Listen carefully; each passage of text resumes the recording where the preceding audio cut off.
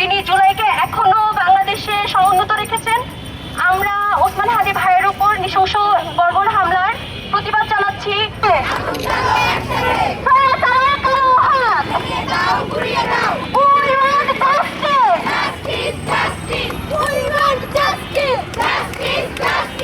আমাদের দেশ হবে সেই ছেলে কবে, কথাই না বড় হয়ে কাজে বড় হবে।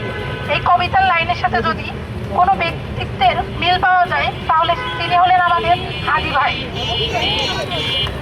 তিনি একজন জুলাই যোদ্ধা হওয়া সত্ত্বেও তার উপরে আজ যে বর্বরচিত হামলা হয়েছে তার তীব্র নিন্দা জানাচ্ছি।